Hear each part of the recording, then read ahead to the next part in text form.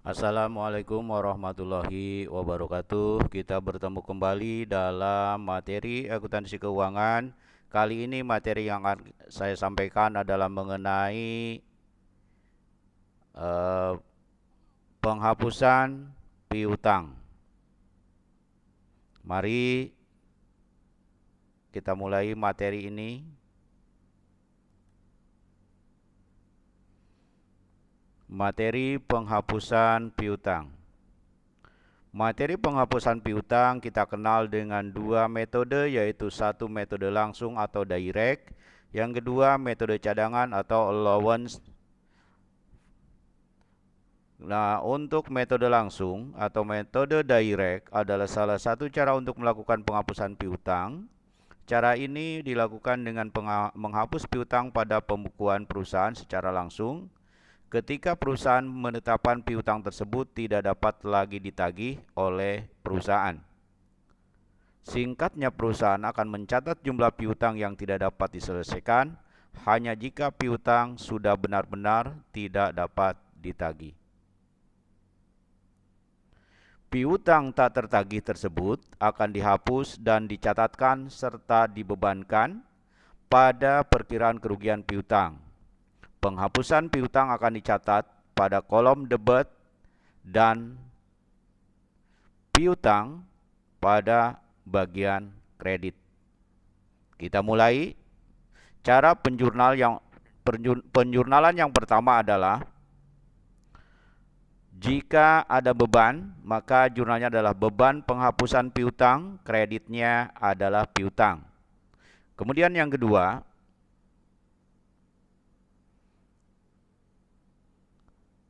piutang pada beban penghapusan piutang. Jika terjadi pembayaran kembali piutang yang nyatanya akan dihapuskan, tetapi perusahaan yang memiliki hutang tersebut menyatakan akan membayar kembali, maka jurnalnya adalah piutang pada beban penghapusan piutang, yaitu menimbulkan kembali piutang perusahaan.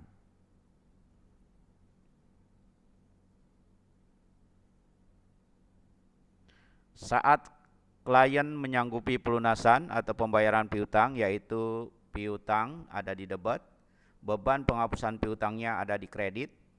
Nah, pada saat terjadi pelunasan piutang, maka kita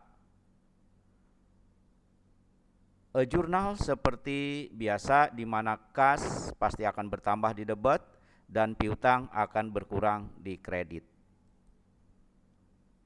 Yang kedua yaitu metode cadangan atau allowance. Allowance method atau metode cadangan. Pada metode ini perusahaan melakukan perkiraan terhadap piutang yang ada pada setiap akhir periode pembukuan. Perkiraan tersebut dicatatkan dalam jurnal penghapusan piutang sebagai beban kerugian piutang. Pencatatan beban kerugian piutang, yaitu jurnalnya adalah beban kerugian piutang, cadangan kerugian piutang. Kemudian pada saat penghapusan piutang, keterangannya adalah cadangan kerugian piutang, kreditnya adalah piutang. Karena kita hapuskan, maka piutangnya secara otomatis akan hilang atau berkurang. Ketika terjadi kondisi tertentu seperti pihak debitur dapat melunasi hutang atau piutang yang ada di perusahaan, maka cadangan kerugian piutang akan dihapuskan. Berikut pencatatannya, yaitu piutang di debit, cadangan kerugian piutangnya di kredit, yaitu kita timbulkan kembali piutang. Tetapi pada saat terjadi pembayaran atau klien menyanggupi pelunasan piutang, maka kita timbulkan piutangnya. Oke. Dan pada saat terjadi pembayaran, maka otomatis kas akan bertambah dan piutang akan berkurang. Contoh kasus, kita lihat, PTX merupakan perusahaan manufaktur. Di bidang peralatan dapur, PTX memiliki piutang usaha sebesar 100 juta. Piutang usaha sebesar 100 juta yang sudah jatuh tempo. PTW sebagai pihak debitur tidak dapat melunasi hutang tersebut pada jangka waktu yang telah disepakati. maka PTX untuk menghapus piutang tersebut dapat membuat jurnal sebagai berikut. Diketahui ada beban penghapusan piutang 10 juta, piutang usahanya 100 juta, cadangan kerugian piutang adalah 10 juta. Oke, kita lihat tadi ada piutang sebesar 100 juta. Jika jurnal penghapusan piutang dengan metode direct atau metode langsung, maka jurnalnya adalah beban penghapusan piutang pada kredit piutang usaha masing-masing sebesar 100 juta. Kemudian PTW sebagai pihak debitur menyanggupi untuk membayar hutangnya kepada PTX karena perusahaan sudah beroperasi kembali dan sudah normal. Maka PTX akan membuat jurnal, yaitu menimbulkan kembali piutang yang tadinya dihapuskan, ditimbulkan kembali, sehingga jurnalnya adalah piutang di debit, beban penghapusan piutangnya di kredit. Kemudian setelah menyanggupi akan membayar hutangnya, ternyata PTW membayar hutang kepada PTX, maka jurnalnya adalah kas di debit, piutangnya di kredit. Oke, karena kas bertambah di debit, piutang berkurang di kredit. Sekarang penghapusan piutang dengan metode cadangan atau allowance method. Dengan soal yang sama di mana PTX merupakan perusahaan manufaktur di bidang peralatan dapur, PTX memiliki piutang usaha sebesar 100 juta yang sudah jatuh tempo. PTW sebagai pihak debitur tidak dapat melunasi hutang tersebut pada jangka waktu yang telah disepakati. Maka dengan data yang ada akan kita buat jurnalnya. Jurnal penghapusan piutang dengan metode allowance method atau metode cadangan, jurnalnya adalah yang pertama, PTX mencatat beban kerugian piutang sebagai berikut. Jurnalnya adalah beban kerugian piutang,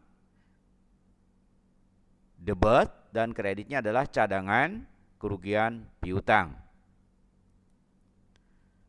Kemudian PTX menghapuskan piutang yang ada di PTW karena PTW ternyata tidak bisa membayar atau PTW pailit.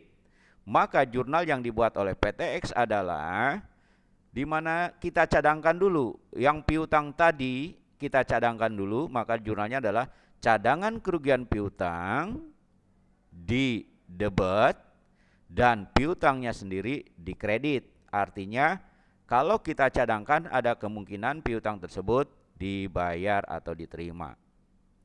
Kemudian PTW sebagai pihak debitur menyanggupi untuk membayar hutangnya. Ternyata PTW beroperasi kembali sehingga menyanggupi untuk membayar hutangnya atau piutang PTX. Maka jurnalnya adalah kita timbulkan kembali piutang yang tadinya di kredit, kita pindahkan ke debit, yaitu jurnalnya adalah piutang di debit, cadangan kerugian piutangnya di kredit, masing-masing 100 juta. Nah, kemudian pada saat PTW melunasi hutangnya, jurnalnya sama dengan yang tadi di mana kas bertambah di debit, piutang berkurang di kredit, sehingga jurnalnya adalah kas debit, piutang kredit sebesar 100 juta. Oke, materi kali ini untuk penghapusan piutang telah selesai. Silakan dibaca kembali atau dipelajari kembali jika masih ada yang belum dimengerti. Terima kasih. Assalamualaikum warahmatullahi wabarakatuh.